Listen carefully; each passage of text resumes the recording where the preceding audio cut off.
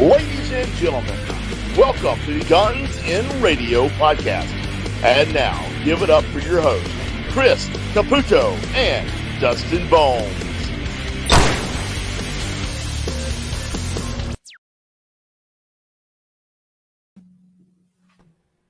Woo! It's the Guns in Radio podcast. Wait, what episode is this right now?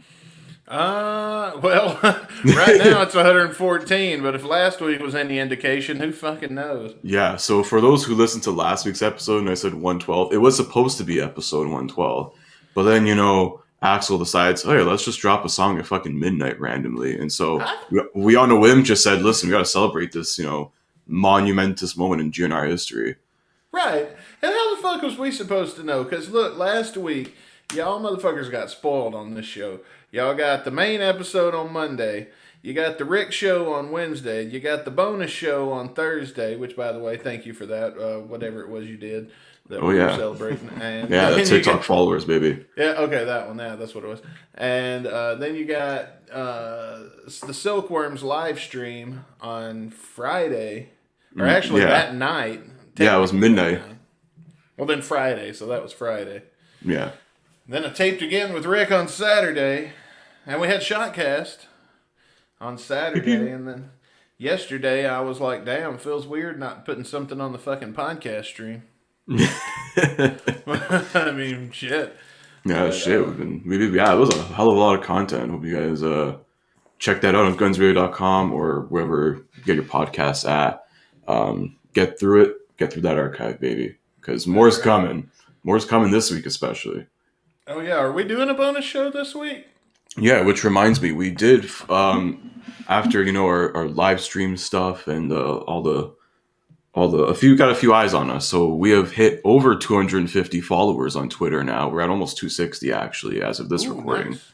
So there will be a poll put up probably around the time. Well, I guess this is going to be for... Wait, when's this come in? Monday. Yeah. A week from today. So probably after this drops, whatever, if you're getting this early on Guns and Radio, you're going to have to wait another week. But if you're listening to it as it releases, there will be a poll up on our Twitter at Guns and Radio Pod. It's going to be a Guns N' Roses themed one. We got to get some more out of the GNR backlog. Got a couple demos and a couple stuff from the Illusions album, both of them, which we haven't really covered much, actually. We covered already over half of Chinese Democracy and nothing from those two albums. Oh, yeah.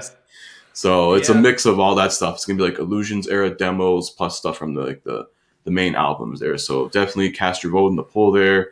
Check it out, twitter.com/Guns and Radio Pod. But we got a lot to talk about tonight because tonight we're going to continue that trend of good music because tonight we're actually going to be listening to Starlight by Slash featuring Miles Kennedy and the Conspirators. And also, before I introduce our guests, we got two guests coming on tonight. And before I introduce them, I do want to say Caputo is kicking my ass at Setlist Fantasy Football, guys. We can't I have not won a game yet. Not yet. I came close on the Tuesday show, but if you're really interested in Setlist Fantasy Football, go to our Discord and go to the tour updates section, and you can see when's Game 5 going to take place. Today, at the time that we're recording this, is August 9th. This will air. I don't know what's 9 plus 7. Y'all figure that out. I don't. 15. Math is hard. Yeah, August 15th. There we go. Yeah. That's when this is going to air. So, what shows have we got coming up? Oh, so after August, August 16th. Because I'm at the tours right now. So this will be August 16th. So when this airs, they'll be in Denver, Colorado, at the Dick's Sporting Good Park. Dick's, huh? Yeah. King Dick. Thursday, August 19th, in LA. And then Sunday, August 22nd in Portland, Oregon. All right. Well, we'll see how Setlist Fantasy Football goes. From the way things are looking, it looks like I'm going to get my ass kicked 3 more times. But yeah, brother. We'll see what happens. I'm going Undertaker on these motherfuckers right now. That's fine. I'll get you back. You wait till Motley Crue fucking starts touring. That's They play the same shit every night. I know I can win this one. But guys, we've got two guests tonight on the show that both we're both simultaneously at the show in, where was it? Detroit. Detroit. Yeah, Comerica Park in Detroit, Michigan. And we're going to be joined by Frostbite here. You may have known him if you listened to Getting Dizzy With It. Yeah, that one episode. Hey. When I called him randomly in the middle of the night. He's like Calling in from the side of the road. Yeah. One of the benefits on our Patreon is that one of us will call you, but one of the side effects is I might get drunk. Which happened, by the way. We didn't get a chance to talk about that. We were going to talk about it on GN Extra last week before all the craziness erupted. But it actually happened, and I feel like I kind of owe Caputo an apology. No, I don't care. Please, that was fucking hilarious. I got shit-faced. Just randomly like Facebook mess video to me. I'm like, oh, what the hell's going on? And he's like, oh, hey. Shit-faced? I was like, oh, this is probably just random. Maybe it was like betting like his girl's like, yeah, Caputo will totally answer. I'm like, yeah. I was shit-faced and calling random. I called my dad. I called Caputo. I called Rick, and then I realized, no, this motherfucker ain't awake. And then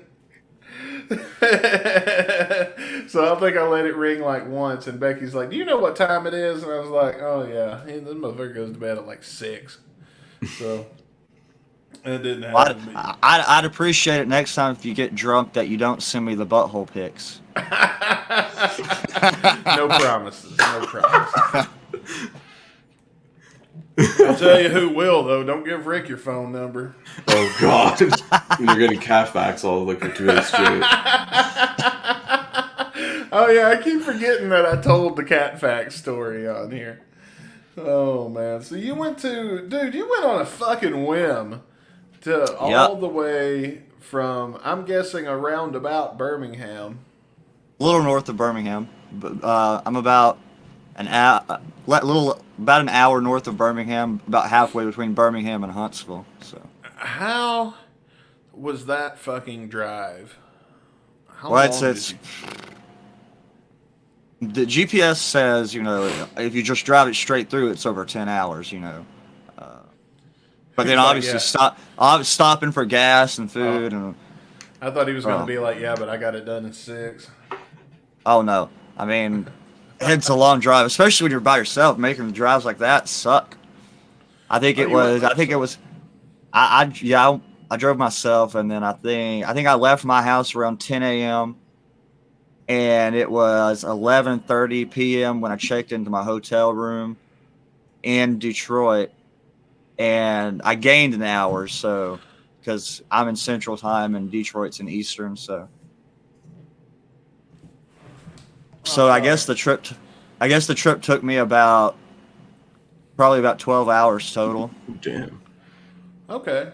Well, that still sucks, but I made the trip back a lot faster. I made a few stops on my way up. I stopped in Indianapolis on my way up at a record store and looked around for a little while just to break up the drive. Yeah, stretch your legs. Yeah. Get rid of the cramps. Mm-hmm. The butt cramps. Man, I hate long rides. When I go back down to Mississippi from time to time, like I'm the same way. I have to stop and walk around and break it up a little bit. Well, it's like you're caught in the in between of like wanting to get out and get around, and then the other half of your mind said, "Well, the faster you just drive straight through it, the faster you can get done and be out and done with the drive." So you're like, "That's true." Yeah, but it still sucks. I had a thing here that I was going to play when you came on, but I can't seem to find the son of a bitch now. God damn it. In typical Guns and Radio fanfare, we fuck up. We always fuck up, dude. You fucked up. Okay, we'll do it live. Yeah. There we go. There. Because I picked you out a theme song. Third man gets a theme song, so I was giving you a theme song. Darude Sandstorm. That should be the theme song. Do you recognize this, Caputo? I don't know, but it sounds pretty catchy. It's Glacier from WCW.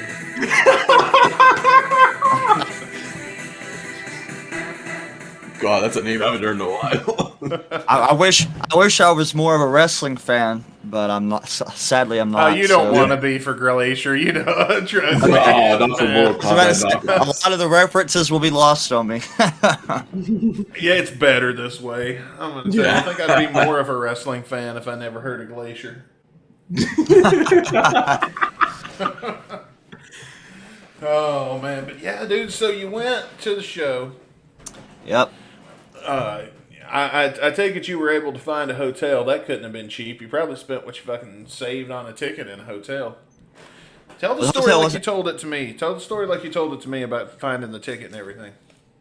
Okay, so I'd been thinking about doing the show for a while anyways, just because it was on August 8th on Sunday, and August 8th was my birthday, so Oh yeah, happy birthday. So I was like, I was already thinking about doing the show because I was like, well, when am I going to have another chance to see my favorite band on my birthday? True. But I hadn't committed to doing it. I knew I was trying to go buy a new car that weekend, and so I had to wait to figure all of that out. And so I had, figured out somebody to go with me to pick up the new car that I was going to buy, which was north of Atlanta. So that's about 3-hour drive from my house. And Wait, so did we you buy went. this car from Tom Zutaut? No, but now that I think about it, I should have seen what he's got. You should have. He would have gave you some CDs of Tesla demos. I was gonna say that would have made the story full circle if it would have been. But no. So we went, we bought the car, and we ate in Atlanta, and then we started driving back. I don't know. I don't think we're too far into our drive back, and we had to stop by a gas station and use the restroom and all that. I was waiting on my buddy to come back out, and while I was outside waiting for him by the car, I was just on my phone. And at this point in time, I'd already been watching tickets, and they'd already been cutting the price on tickets. So pit tickets, the last I checked them a couple days for this, were like $89 at the time. And so I was already thinking about going because I was like, man, that's already super cheap. Pit tickets are usually like $250. But then when I was waiting on my buddy, I got on Facebook, and then somebody in the GNR fan spot group had posted something and said something about Detroit tickets had dropped in price again that morning. And so I got on Ticketmaster and hopped over and checked on it, and pit tickets had dropped down to $59. And as my buddy was coming out, I was already working on checking out with my ticket and told him, I said, yeah, I'm leaving in the morning to Detroit. They just dropped ticket prices to $60 for pit tickets. So I was like, he said, so I guess you are making the drive in the morning. I said, I guess so. I just bought the ticket, so I'm committed now. Yeah. So how close to the stage did you get? I mean, I was close. I wasn't like leaned right on the rail because I swear I picked like the slowest. Like I'd been there waiting all morning, so I was still, there was just like these other two people in front of me, and I was like between them, and they were shorter, so it wasn't a problem. But I would have been, leaned right on the rail if I swear I hadn't picked the slowest line for each thing going in. Because when we go into the baseball park, then you had to go to the table on the left to get your wristband to go to the floor. And this old lady there, she was so slow. I had to pick the slowest person. She couldn't work the hole puncher on your ticket, and then trying to get your wristband on was super slow. And all these other people that had chose the other guy next to my right or left, they were just putting on bands. And this little old lady couldn't get anything going. I was waiting. I was there with my arm out. I was like shaking my arm, like, come on, put the armband on it. And so we did, but then you go down to the field and go up to the gate where they have the pit, and you had somebody else down there checking your ticket and giving you another wristband for the pit. And again, the woman there was just, she couldn't get this. It was a plastic wristband that has a little plastic piece that pops through. Again, that line was backed up that I went to there, and this woman down there couldn't get these wristbands on. And so, I still, luckily I was, it didn't stop me from getting a good spot, but you know how it is when you're going for those trying to get up to one of those rail spots, it's, you got to get up there quick. And so, I mean, there were people that had come in behind me that were getting up there before me just because I happened to have the worst luck at picking the line to go through to get my wristband, apparently. Are you excited, young man? Going to see a concert tonight? Rock and roll. There was one of their security women there. She was like yelling. Like, walk. They ain't going nowhere. And I wanted to yell back, yeah, if you want a good spot, though, they're going to get up there. Oh, man, I've gotten in trouble for running a few times. What you learn to do is the power walk. Well, look, that's the thing. That's what we were doing. Nobody was even running because one of the women there was about 3 of us like staggered, all power walking. Like we weren't running. We were like just walking, like power walking. And she was, walk. They ain't going nowhere. The other woman goes, we are walking. So it was both of my feet. One of my feet is on the ground before the other one comes up. That's walking, motherfucker. It don't matter the speed. But yeah, I got there. I'd been there since about a little after 10 a.m. that morning, which was fine. There were only a couple people there waiting when I got there, so I was pretty happy with that because I talked to a buddy that I have some buddies that go to these shows, and I had messaged him the day before, and I was like, how early do these crazy people get to the stadium to wait outside? He goes, because that's what he said. He said it depends. He says sometimes it's 8 o'clock in the morning. And I was like, man. Me and Rick always got there at 7. Luckily, when I got there was one dude that said he had been there since 7. But when I got there was maybe 6 or 7 people there. So it wasn't like 6 or 7 people was nothing. So, I mean, it was. Yeah, I mean, you still can see, you still can get a good view and everything. So, did anything else happen before the show? I saw you on Facebook where you'd bumped into some people. And I did get in. I was watching your live stream when they were doing what do you call it, rehearsal. And I could have swore you and I were Facebook friends. And then I went to send you a happy birthday comment, and then I was like, oh shit, it won't let me. And I was like, fuck, I ain't even friends with this dude. I could have sworn. Well, that's what I thought too, because you added me and I accepted it. And well, when I got your thing, I tried to accept it from my notification bar, and it took me to a completely different page, and I clicked the accept button, and it didn't just accept it on that page. It took me another page and ended my stream, and I was like, damn it. But then I was like, I thought we were already friends, because I went to our Facebook message. We had been messaging on Facebook before, and I'm like, how were we not friends? But we had talked on Facebook before.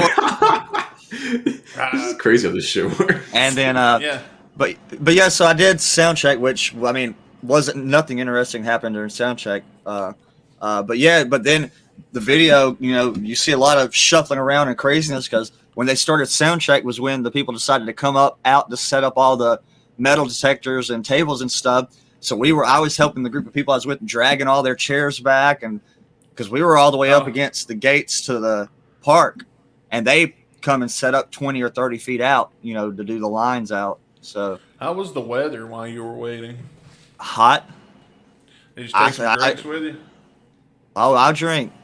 I had like a couple quarts of water I went through, and then I drank 2 Monsters, and then not staying hydrated is a fucking mistake. We've talked about that story on here. Well, it was so hot though; it must have just been sweating out, because once I got our spot up front, there was no leaving to get more drinks, and then hell no, that's why you wear dark pants to a concert. Well, I didn't have that problem, but I could. But so we got up there, about maybe close to. They let us in probably around 5, so not a few minutes after that we were up front, and so from 5 till I left at like 11:30 that night, I didn't drink anything, and I was dehydrating by the end of the night already, even though I drank a couple quarts of water throughout the whole day leading up to it. Was there an opening act? Yeah, Wolfgang Van Halen's band opened. Oh, nice. Yeah, Mammoth's been opening for this whole tour so far.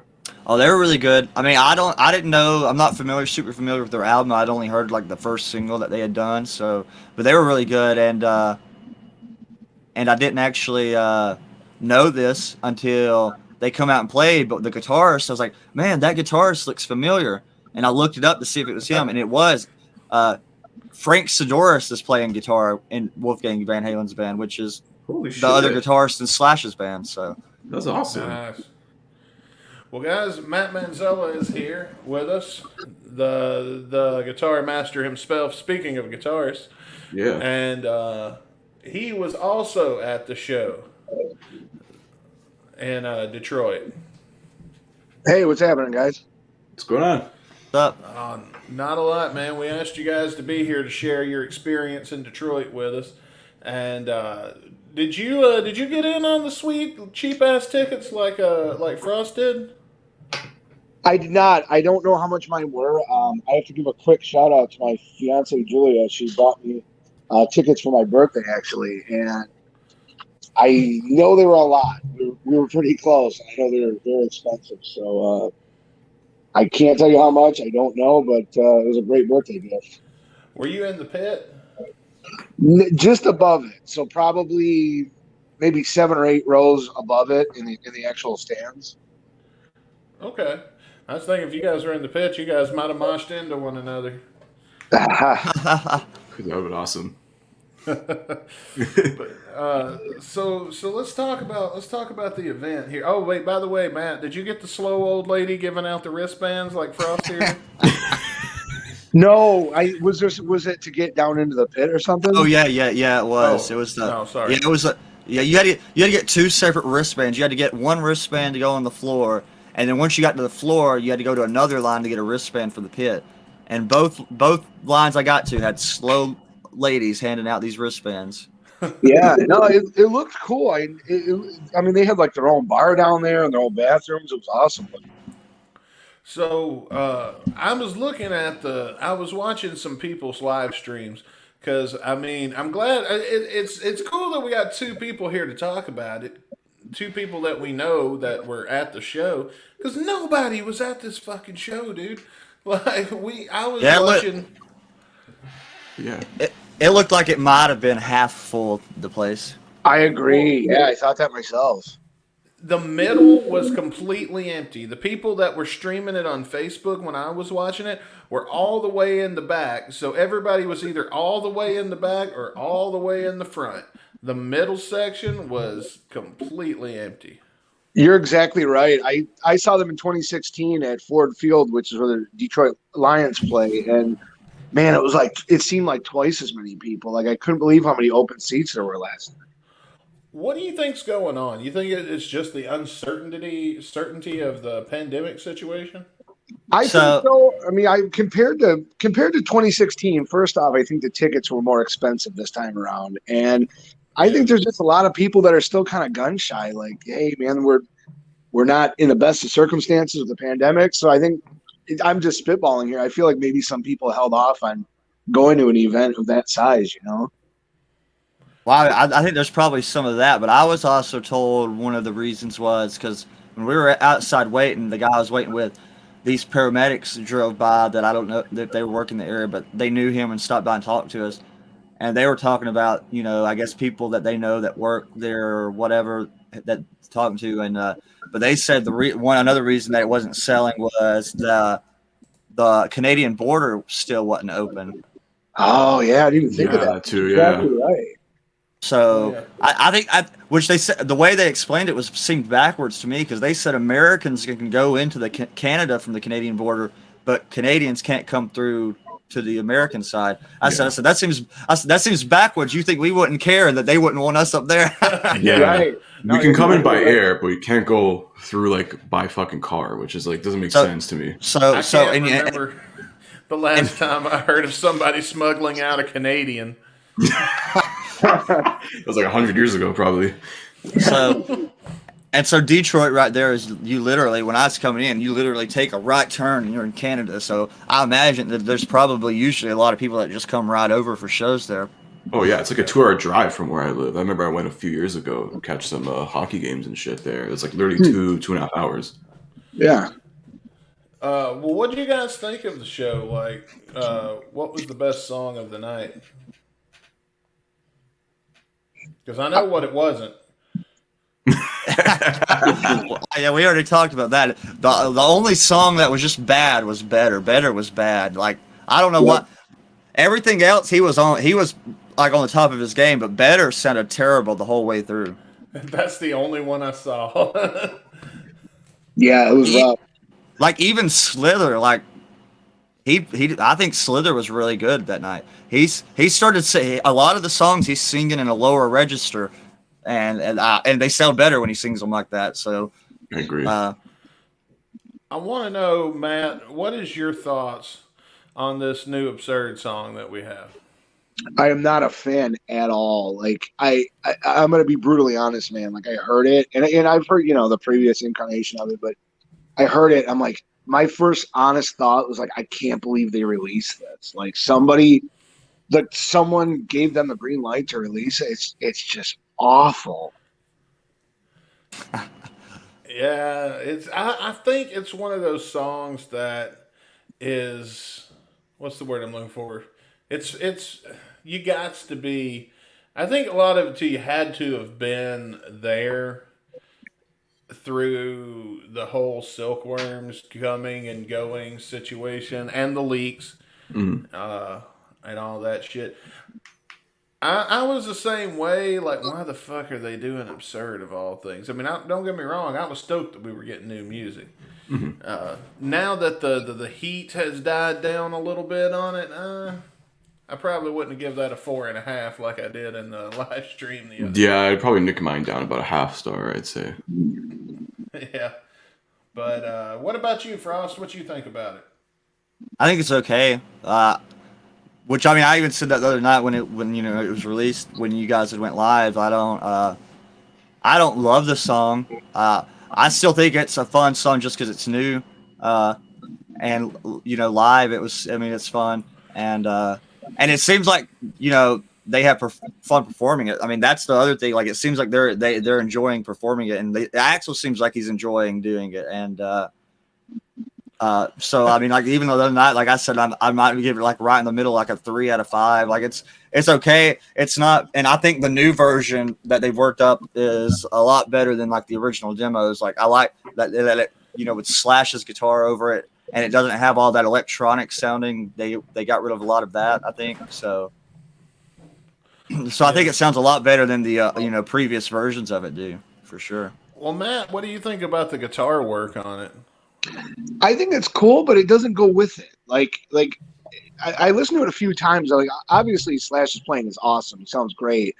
But I think, considering how lackluster the song is, I think he did the best he could with it guitar-wise. But I'm you'll never hear me not love something Slash does. I love everything he does. But, I don't know. I think the song just takes away from his guitar playing. What was your favorite part of the show? Man, it probably You Could Be Mine. Like, I as a guitar dork, and I know a lot of guys can relate to this. Like, for me, like, and you guys have probably picked up on this too, is like Slash obviously like switches guitars for certain songs, and you kind of know what to expect. And like, as a wrestling dork myself, as I know you guys are, like, it's almost like when you were growing up and you'd see Shawn Michaels from like different eras wearing different, like, you just knew, like. That's kind of how I feel with Slash. Like, certain songs, what he's going to come out playing. So as a dork, for me, it's just to see all the different crazy gear he brings out with him, What about you, Frost? What was your favorite song of the night? I don't know. It's hard to pick a moment from the show that stands out because there was nothing unexpected that happened at that show. It was, same set list. They didn't really change anything out. I'm glad I got to hear Absurd live, but I knew I was going to hear it. Obviously, they just released it, so I expect them to still play it. It was cool getting to hear You're Crazy because I've never got to hear that live before. I was hoping that they were going to still keep Dead Horse on the set, but they didn't because I've not got to hear that one. So they didn't play Dead Horse, so I've still not got to hear it live. They did it during sound check, so I guess that was as close as I'm going to get. Yeah. Well, I mean, here, let me help you out. Picture the sound check. Sometimes I Another thing we should talk about too was there was a few issues at this show the other night too. You know, like there had been previous complaints about some issues at like the what was it, the Hershey show that they had a few technical issues at. Yeah, with the sound. Yeah, they had some at this show. There was at the end of Welcome to the Jungle, Slash's whole guitar rig went out on him. Oh, He had guys running around him trying to hook him back up and figure out what was wrong with him, and the band just keeps playing like it's the drum. Duff and Frank just keep playing, leading up into the part where Axel's about to come in and scream that where you are, and that was extended for a couple minutes while they were trying to fix Slash's guitar. So Axel's like, you know where you are.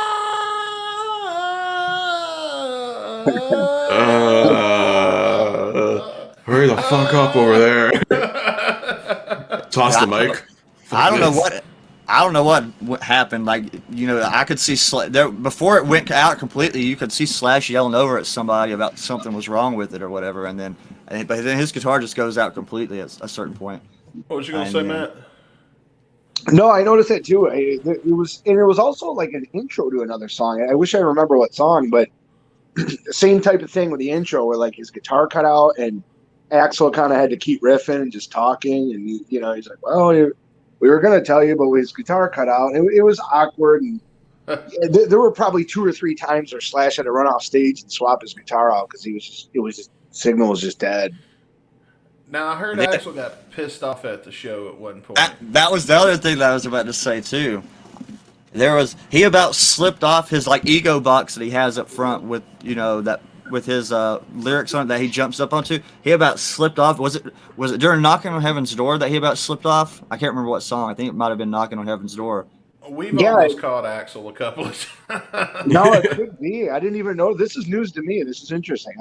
So he goes to step off the back, and he about slips and falls, and he quit singing. Like, when he quit singing, he flipped his switch, to go off the main speakers to talk to the in-ears to the guys off stage. And for up front, he was going off. He was screaming at him. He was cussing at him. All I could make out was he was using generous use of the word fucking. He was going off. I looked back at one of the guys I've been hanging out with like that. And I was like, oh, shit, Axel's pissed. What's he about to do? And and then he ends up flipping his mic back on, sings a line, walks back to like the drum riser, flips his mic back off, and then you can see him cussing at him again into the mic. Like, I mean, you could make out something about, I don't know if he was complaining, that it was slick on there and something about clean this fucking shit up, or, I don't know what it was, but he was, he was yelling at him, getting pissed. I mean, you could tell he was, all I could make out from reading his lips was the cuss words that he was saying. That's all I could make out. He was like, there he is. There he is. There's the guy we all know and love. Get that guy. Oh, man. But he finished out the show. For a second there, I was like, oh, man, is he about to... he might be getting ready to storm off again. I think it was Kansas City. No, maybe... No, it was Atlanta. One of the times that me and Rick went to see them in Atlanta, I remember we were in the front row, and that's exactly what happened. Axel jumped up on his box that's over his monitor, and when he jumped up on it, he goes like this right here, and you see us in the front row, everybody's rocking out, and then everybody goes, okay.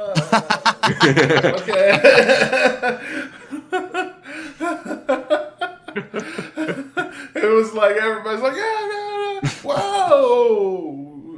Oh, shit. Gotcha. He would have been fine. The motherfucker would have got body surfed. Oh, yeah, all the way to the fucking... Take an Axel home with you, kids. That's a souvenir. I got to get me one of them hats. I'll tell you what, you guys joke about it a lot, but and this was my 4th time seeing them, but I don't ever remember him having this many. But Slash sure has a lot of guitar solos throughout the show now. Not even just like even in songs, extended guitar solos and songs, like even between songs. Like I swear he did 3 or 4 separate guitar solo parts, What did just he like do? on his own.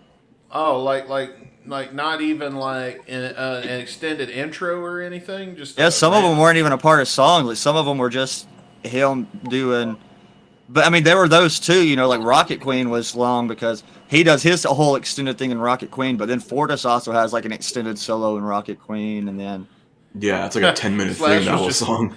Slash was just drunk and playing what the fuck. and then in Knocking on Heaven's Door, you know, obviously that one's got a huge extended.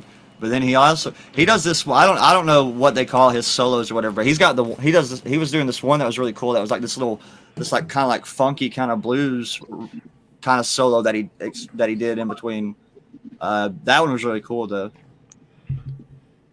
What about you, Matt? Did you see? What do you think about the extended solos? Did you notice anything? I noticed that too. It did seem like he did more. I know exactly what he was talking about, that blues thing.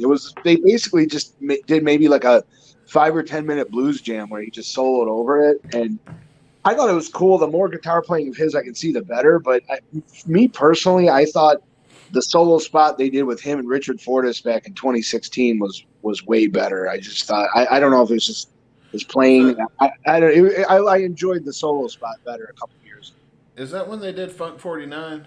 No, that was when right before November Rain, I think they did. Was it Wish You Were Here with like a little bit of Layla from Clapton, I think. Okay. I liked when they did. I know back they did it in 2016. They didn't do it now. I was hoping that they were going to do it at the show, and they actually sound checked it, but they didn't do it leading into Patience. They used to do Wild Horses. Oh yeah. Mm-hmm. And they did play Wild Horses at Soundcheck though, but they didn't do it leading into Patience during the encore though. So I was kind of disappointed about that because I like. Well, not Wild Horses. I think they soundchecked Angie. Actually, I think they soundchecked not Wild Horses. Okay. I know they used to do Wild Horses back in the day. Yeah, that was like the '93 tour. I think they did that even earlier. I think. Did they not? Is it been that far back? Did they not do that in 2016? I think. I swear I could remember. I think they did it in 2016. I think I saw them do that in Atlanta in 2016. I think they did. I could be wrong. Oh, maybe. I don't know. I always thought that was a staple of the Illusions thing. Well, Frost, let me ask you one last question about it. Was it worth the trip and the headache and the sleep deprivation that you're still probably experiencing? Oh yeah, I only got 3 hours of sleep in the past like 24 hours, so I'll be going to bed early tonight because I got to be at work in the morning. But no, it was a good time. Like I made sure I loaded up on some merch. I'm wearing my let's see if I can get it to focus on my. Oop, wrong way. Got the RoboCop shirt. Oh, that's fucking awesome. That's so awesome. I saw that poster they fucking did. That was kick ass. And then I got. Well, you got the lithograph. Nice. That's dope. Man, I'd kill for one of those. That's fucking sick. And the reset. They didn't waste no time before the show hadn't even started yet, and these posters were already up on eBay. Holy shit. That didn't take too fucking long, did it? No way. We were. What'd you pay for that? They were $50 a piece. Oh well, they're about $300 now. Yeah, I saw them for $300 on eBay today. Jesus. Well, no, the ones from Boston were selling for $500 and $600. Wow. Damn. God damn, dude. I know one of the Boston ones because I was looking them up when we were waiting outside the other shows, what they were going for on eBay, and I know I saw one of the Boston ones I think sold for $610. I think that's what it sold for. Whoa. Wow. I'm going to give you young kids some advice, and I know Matt here will agree with me. After a certain age, you're going to buy the poster instead of the T-shirt because T-shirts fade and you will get fat, especially if you get married. And I also got one of the kids' shirts. Oh, sweet. I survived. Oh, that was sweet. That's pretty awesome. Well, Matt, before we get in our song of the day, man, I can't have you on the show and not get an album update out of you, man. I'm getting close. Yeah, I'm getting close. I know every time I talk to you guys, I'm inching closer and closer. I actually just recorded 2 songs on Saturday. It probably got maybe 2 or 3 more to go, and then I'm going to start mixing stuff. So we're getting a lot closer than I was last time I talked to you guys. Well, that's good, man. Awesome. We'll be looking for that to drop and everything. Yeah. Looking forward to it. Thank Yeah. You think you're going to have something for us to play in about a month? Probably not that soon, but I still got to find a singer, man. Like the music will be the music part, I can handle and get that done. But man, the search for a singer is going to be a tough one. Oh yeah, man. I'm gonna tell you, a good singer can be like almost impossible to find. Yeah, you're not wrong, man. You're not wrong. No. What do you do when you're looking for somebody to sing? Do you have a process? Like, do you have like auditions and shit, or what do you do? I guess I'm going to find out, man. Just kind of really, I think step one is just kind of reaching out to a network of, fellow musicians. And really, that's the best way to do it is word of mouth. Just ask around other guitar players, hey, who you work with. Go from there, just kind of, there's a certain sound I'm looking for, and that's, who I want to sing on my shit is Rod Jackson. I've told you guys a million times, like that dude to me is like the perfect rock singer. Oh shit! Hit up Brando then. Is that right? He knows him? Brando, I think has his I think he's interviewed Rod Jackson once or twice. I'm few pretty times. sure. Yeah.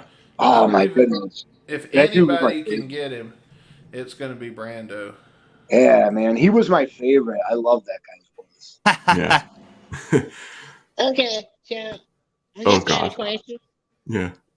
So I heard that you was looking for a singer, and I'm just gonna tell you, you're very much in luck because it turns out that Motley Crue's not going back on tour for a little while, and I might can find a generous in my heart to come throw down some licks for you. Come see him at the county fair. I don't play no goddamn county fair. Alright, let me tell you something, motherfucker. I'm playing for millions of goddamn people every fucking day. Hundreds and thousands of people coming to see me. Yeah, okay, Vince. You're on your new tour, you're playing a club called Hippopotamus, which is just very apropos of what you look like right now. So And then, fuck you, Cuba, you Canadian Mexican bastard. I'll come up to Canada and I start to sing. Fuck you. yeah, no problem. I'll be right here, bitch. But you know what? You're not gonna do this. You're not gonna get my blood pressure up. I'm done with your ass. Screw you guys. I'm going home. Oh God. Vince Neil, man. Honestly, he just terrorizes this show sometimes. The real Vince Neil, yep. That is the real Vince Neil, actually. By the way, if you You must think know. you'd have his contact info blocked by now? I tried, man. I've got him blocked. I don't know how the fuck he keeps getting in. He Nice. must be have that fancy VPN y'all used to advertise. Yeah. He's the only one who bought it from me. No wonder they didn't pay us. Well, good. I made 2 cents off him, that bastard. Oh man, we got to find that commercial for the STDs with Vince Neil. We'll talk about that off air because I wanted to put that in our greatest moments. Because That's definitely an honorable mention for sure. well, guys, do you guys have any other thoughts about the show the other night before we move on to our song of the day? Do you guys want to stick around for the song of the day? By the way, I'll stick around, but I got a quick question. Maybe you guys can answer this. Why is there no pyro or confetti during this tour? Do you guys know? because they got to pay Fernando with something. Maybe. I don't know. Maybe they're probably just cutting back on things because of, I don't know. It was maybe weird. a pandemic thing, or like they're just cutting back on shit. Maybe. Yeah, Yeah. It was weird though. Like I didn't like that they did the pyro like on the video screens. Like when they did Live and Let Die, like you would see flames shoot up on the video screens. But it was kind of cheesy, I thought. Well, I can tell you why that is. Because those videos where you see the flames shoot on the screen, you're supposed to also see flames in real life, and then it's not as bad. Ah, that makes sense. Yeah, it just seemed weird. It was just, I don't know, especially an outdoor baseball stadium. You think that'd be perfect for pyro? I don't know. I've seen a lot of people have been complaining that they're not doing it, but I mean, it didn't really make a difference to me either way, with or without it, honestly. So. Do you think they're understaffed like everybody else is right now? Probably, yeah, because now I think with all these, I guess the crews, crews who work behind the scenes, like for concerts and shit, are probably just coming back now. Maybe a lot of them are still not fully back yet. I don't Shit, know. It could be. They're probably, yeah, it's probably a labor shortage. Maybe, who Do I knows? want to go get cussed out by Axl Rose every night, or do I want to sit home and get this check? Or do I just want to be on Vince Neil's rider? Right. Well, and I don't know, so I guess we'll also see if the big tours keep going on because, heck, they're already starting to cancel stuff. They just canceled Jazz Fest in New Orleans for this year. I heard, Shit. yeah. I heard, like Limp Bizkit canceled all their August dates. I guess, no one cares, but sure, I heard about that. All 7 people are bummed. Yeah. It's sorry guys, you can't see, old man Durst now in public. I was about to say what y'all didn't all go out and buy that new, what was it, like Dad Vibes or what were they calling that new thing that they were doing? Bro, dude, I don't know.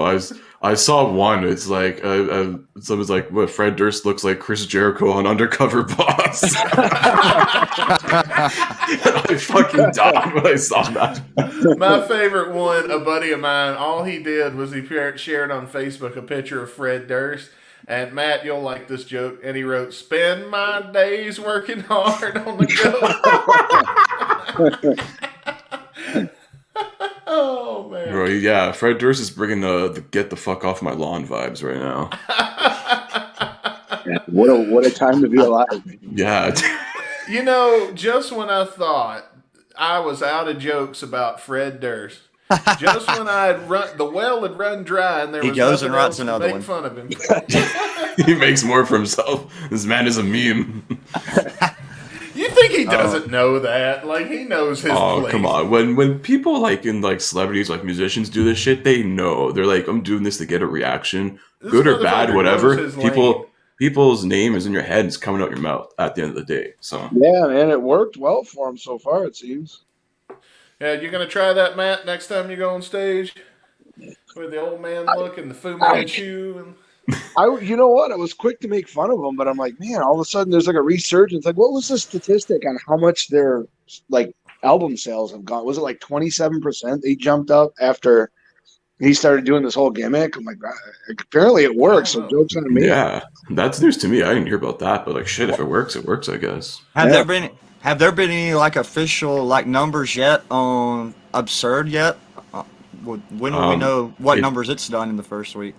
It was number 1 on iTunes for a day. I don't know if Number 1 on the rock charts on iTunes. I think it hit number 12 on the overall tune charts, whatever. And I just saw the video they posted on YouTube within the weekend hit 1 million so far as of this recording.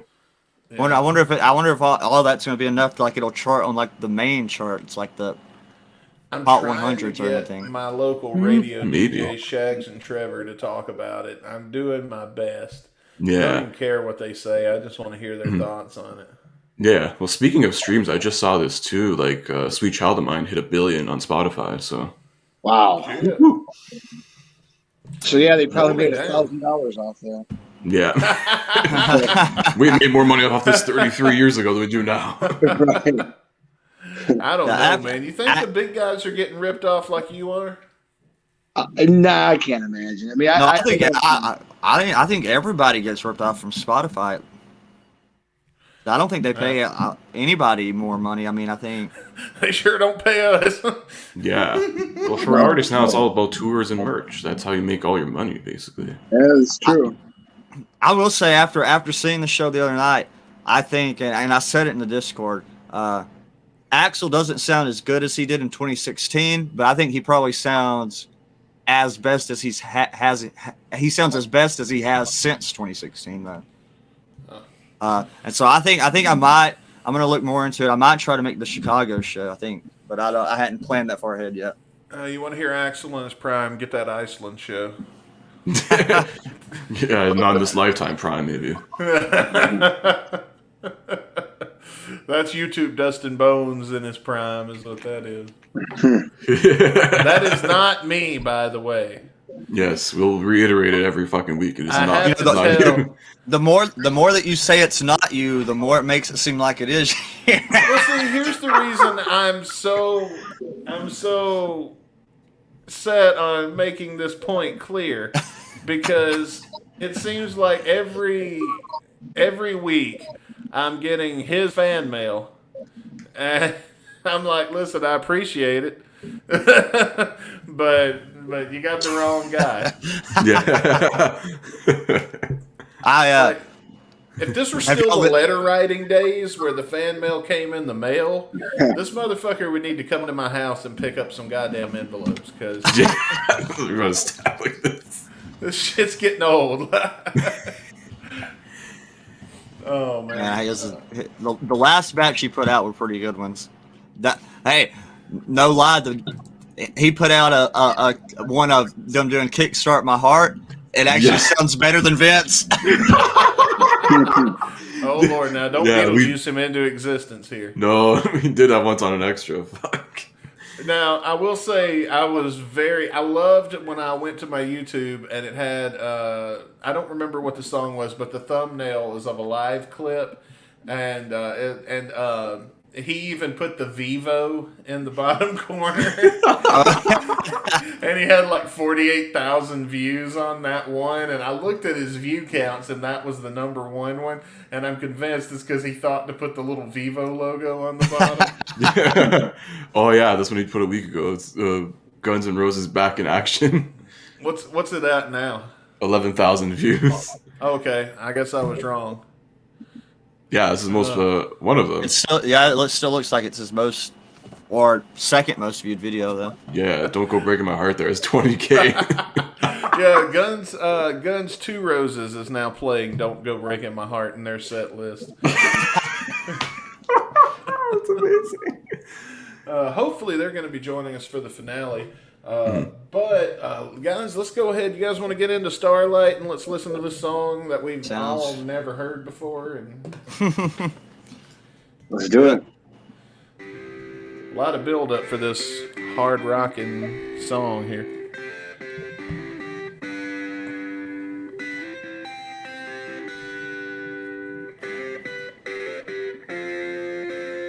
When you talk about Slash's blues riffs, Matt, is this kind of what you got in mind? You think like what would you consider this as? More ballady. I mean, it's kind of outside of his typical style, which is what really kind of drew me into this song. It was something, it's kind of a little bit on the side of playing you really haven't heard from him in the past. Oh yeah. Is this the first song you did with Miles? This and Back from Cali, those are the two songs he did on this album. Yeah, I think this was the first one. Yeah. I think Back from Cali was recorded like last minute addition to the album. But I think this was the original one that he had reached out to Miles to do first. So. Mm-hmm. Okay. In the distance, light years from tomorrow, far beyond yesterday. She is watching, heart aching with sorrow. Let's be real. Is there one of us that hasn't heard this like a million times? That's a great song. Okay, let me ask you a question. You know what it's making me think of right now? And Frost, you'll appreciate this because you're from the South too. You know when you go to church and they're trying to guilt trip you into coming to pray, so they start playing the slow music while the preacher starts rapping it up? That's what this is making me think of. It sounds like Dustin sounds like he went to a Baptist church. Pentecostal act. But you know what I'm talking about, though. See, he knows. No one walks down, so they sing one more chorus of the song. Yeah.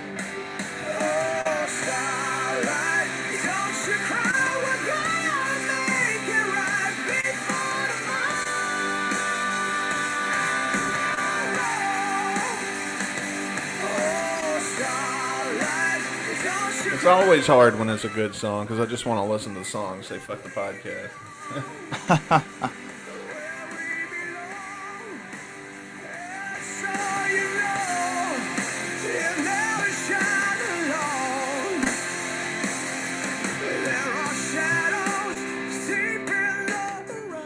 Now, do we know who played? I was just saying, do we know who plays the other instruments on this track? I don't know if I've ever even looked that up because this was before he had the full conspirator lineup, right? Yeah, let me see. I was about to say Caputo will be the one to tell us that. When I saw him touring this album, he was with the Conspirators, but they were called Face for Radio at the time. Yeah, I know. Well, because they also had a bunch of guest spots. Like I know Duff played on some songs on the album, but I don't know which one. I doubt this was one of them. But I'm just saying, I know he had different guests throughout different songs. Besides just the different guest vocalists, he had different guests on instruments too. Hey man, have you ever wrote a power ballad before? Yeah, not obviously nothing that good, but I've written ballads before.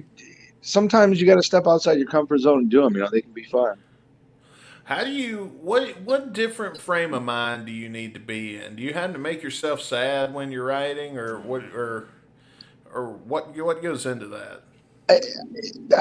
I think for me personally, like I kind of will make it a point to listen to some power ballads. I kind of like go back and listen to some stuff on Spotify that kind of gets you in that frame of mind, and just I think really just kind of keeping an ear out for the melody. I mean, once you start writing something that's kind of melodic in the sense of it's got kind of a ballad feel to it, it kind of sucks you in and kind of go from there. I mean, at least that's how I approach it. I don't really need to, go watch a dog get hit by a car or something and then go right after that. It's I don't know. I guess I've been doing this long enough where it's like, all right, I know how to sit down and just go for it. But yeah, this is as good of a ballad as you can get, though, honestly. When you write something really emotional, how do you then detach yourself from it to where you can play it and it not ruin your day? I can't say I've ever had that, like an emotional attachment to the point where there's, I write a lot of just like straight ahead rock songs, so for me, it's like, I guess maybe there's songs that I've written at points in my life where something was bothering me, and I guess just by default, you kind of, when you hear it, it reminds you of that time. But I can't say I have anything that like really messes with me that I play. I mean, most of the stuff I play is more upbeat and just rock and roll stuff. So I don't really have anything that has any emotional attachment as far as any negative emotions or anything. And that would suck, though. You write this beautiful song, and to you it means the whole world, and then like you sell it or you put it in your catalog, and they pick it up for like a fucking tampon commercial or something. Yeah, I mean, I think that there's always. I mean, for example, without getting too crazy, I wrote my album, wrote and recorded it while I was going through a divorce. So, for me, it was like, I look back and I truly think this, like when I listen to that album, my album, I'm like, I don't know that I could have written that had I not been going through that. So I guess to your point, like there is some validity to that. Like sometimes I think like, man, I really kind of went way outside my comfort zone with some of the stuff on there. And I'm like, I honestly don't know if I could have written that if I wasn't going through a rough time in my life. And to some degree, you're kind of thankful for that. Like, hey, that pulled that much more out of me. Mm-hmm. Yeah. Well, at least you get something out of it. I mean, whenever it's all said and done, you've got this thing you created, this piece of art. So. Yeah, and I never look back on it as like, oh man, what a shitty point in my life. I mean, you just take it for what it is. Like, that's just for those couple months. I was bumming out, and it ended up being a blessing in disguise because you just write something that I'm not sure. You really can't just, if things are going well, you can't just put yourself in that kind of mindset. It's something you really got to go through something shitty to get, that kind of motivated to do a whole album in like a month. So that's why I think all these songs from the 80s and shit are so damn good, because these guys were fucking homeless and living in Skid Row and shit when they wrote all this shit. Yeah, and they're all rolling 3 hours and they're fucking iconic. No wonder we ain't got a new GNR song. It's really hard to hear a song about Axel's mansion and his 19 different kinds of cheese he gets every night. I mean, maybe if you made a rap record about that, would have been interesting. That would be interesting. Yeah, dude. We're traveling down a rabbit hole. Let's get back to it. I'll be looking forward to that GNR Post Malone collab. Oh, yeah. Post Malone's reviving every fucking rock star's career now. I'd listen to it. I like Post Malone. I'd give it a shot. So we take courage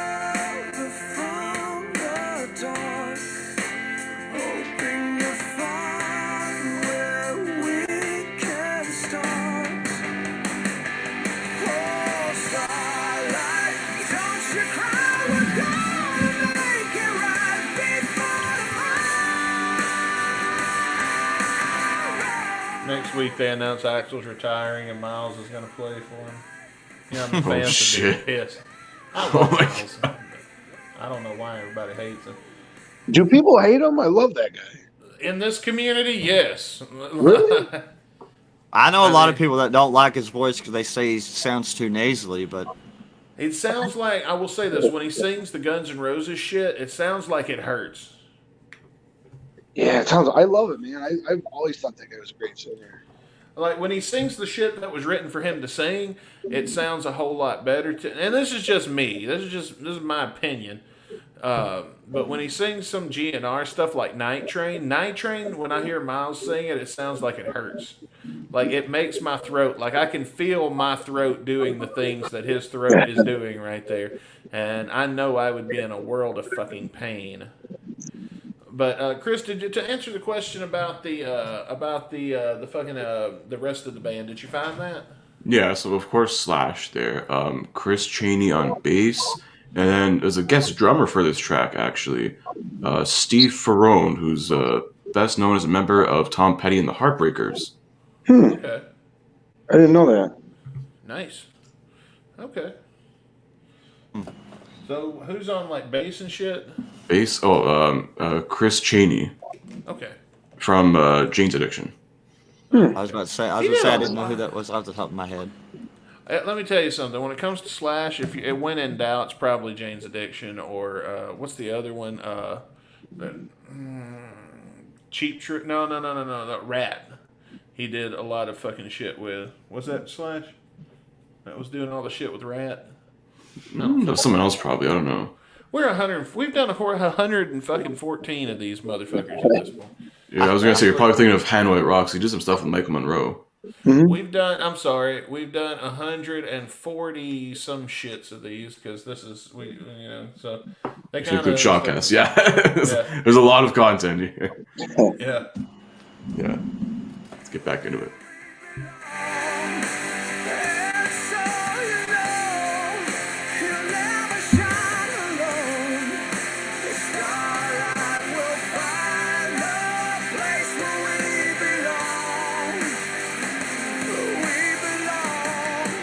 This epic breakdown here. Here we go.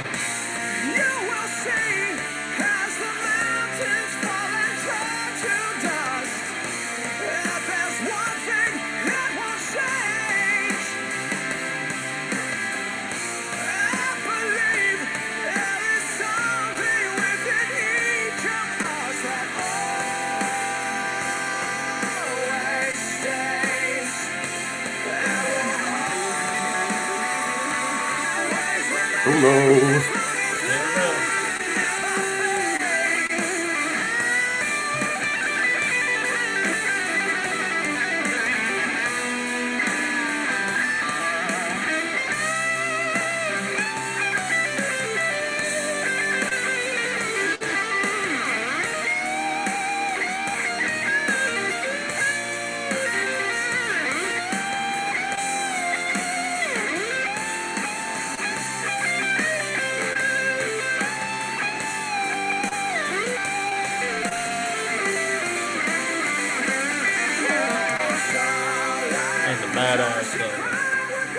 Kick ass. I just want to make a comment. Somebody in the comments put class of 2020 and still listening to this 10 years on. First off, that's not been that damn long, bro. I know it feels like it.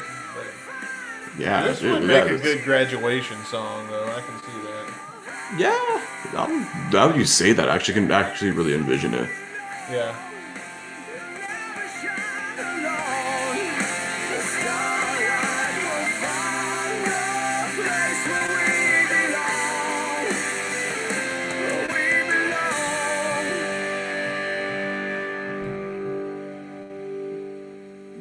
She is watching, heart aching with sorrow. She's broken, yes, she waits.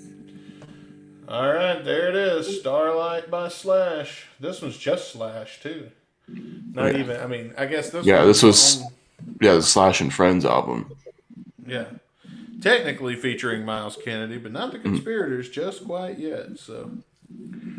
Well, guys, let's give our final thoughts. Who wants to go first? I'll let either Frost or Matt go first, whoever wants to call it. It don't matter to me. I mean, I'll just say I'll go first, I guess. I think that's as far as like when I got into the music. That's one of the early songs that I first got into. You know, it would have been summer of 2010 that I really started getting into the music that I am now, and that it was like right after this album had come out. So that was one of the first songs I probably heard from Slash, and I remember when this album came out. I don't. I'll be honest, like, hearing it now, heck, it's probably been a long time since I've actually sat down and listened to the song, But I guess it's kind of one of those things, like, when I first got into it, I probably listened to it so much that now I don't really play it that much.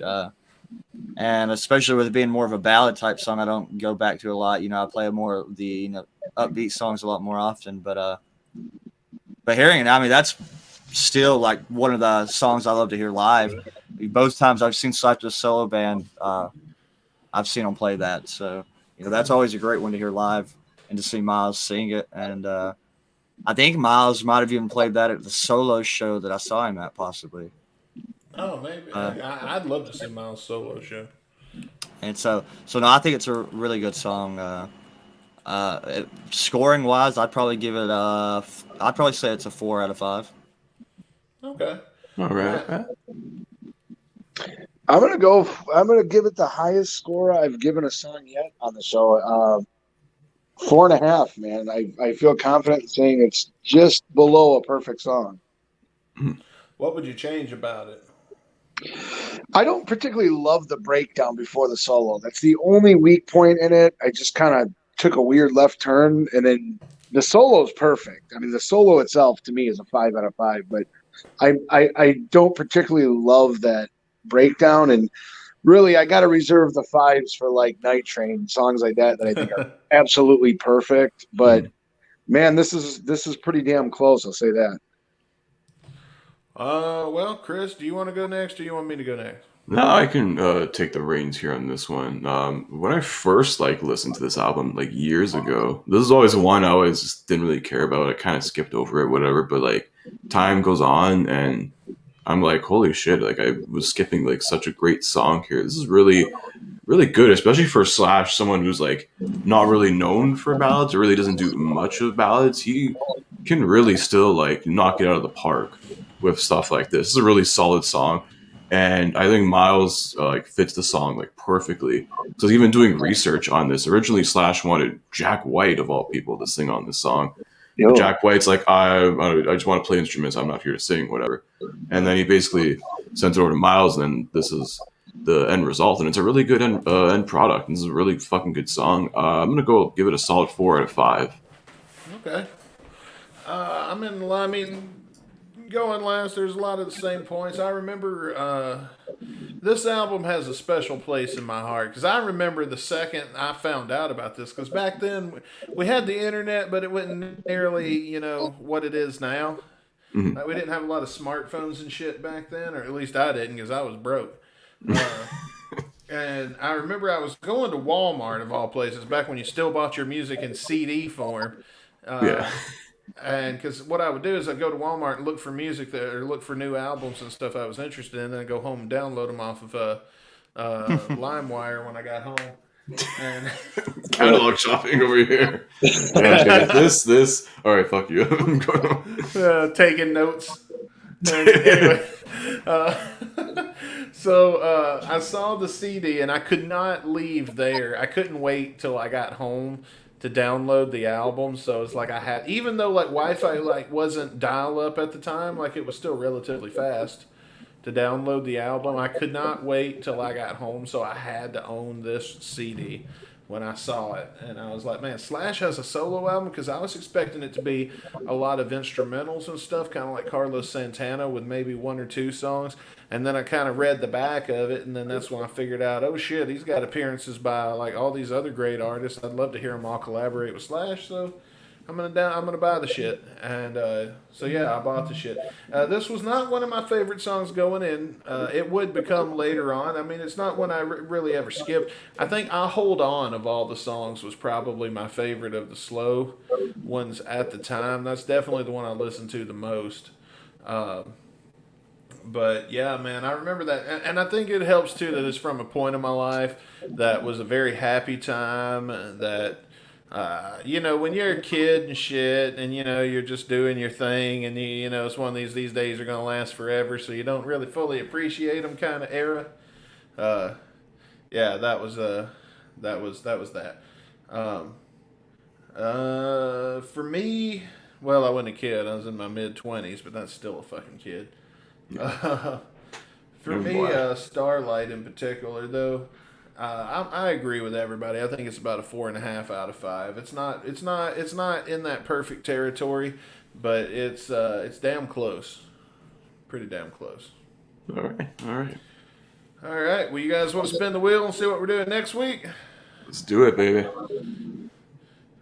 Don't tell nobody. Duff. Oh, fuck you. Don't jinx it. Oh, God. Don't speak my rule into existence, please. Oh, please don't. If this is my Oh, God. What did I just do? You just did it, Caputo. Planet Earth Neurotic Outsiders. Oh, Hey, it's Duff. It's Duff and Steve Jones. Kind of Duff. Yeah, well, it's good Duff, though, so hopefully. That's going to be the first Neurotic Outsiders song I do, right? Yeah. Is it? That's the first one, because I think you just added those like a little while ago, Dustin, to our list. You know what? I forgot that I added these, and I knew there was some Duff shit that I'd been meaning to add. And then I just didn't, because I was like, we got plenty of Duff. We'll throw that in later. I'll get around to it. But hey, next week, our first crack at some Neurotic Outsiders. So definitely want to tune in next week for that stuff. Yeah, we get Yeah, some man. Rowdy Outsiders just in time for, let's see, and after that, what are we up to? 1, 2, 3, 4. A month before the finale, we finally get some Neurotic Outsiders. So we're counting down to our big season finale, and the countdown is going to continue with the number 17 greatest moment of season 2, which is going to kick off GN Extra, just like the number 17 moment count kicked off Guns and Radio this week. I want to issue a big thank you to Matt and Frost for coming on, sharing their experience with us. It was a great episode. I had fun. I hope you guys did too. Always, man. Yeah. Those are the best. And Matt, go check out Matt's links. He's got some great music coming, and you're going to want to be waiting on it. I know we are. I know I am. Oh, yeah, definitely. Pins and needles, man. Pins and needles over here. I can't sleep at night. Thanks. Okay? Your check's in the mail. Wait, 2 cents. Well, be sure to head over to. It'll be more than we've made so far. So. Hey. Be sure to head over to GN Extra. And until next time, I'm Dustin Bonez. And I'm Chris Caputo. We'll see you guys next week for another edition of Guns and Radio. Peace.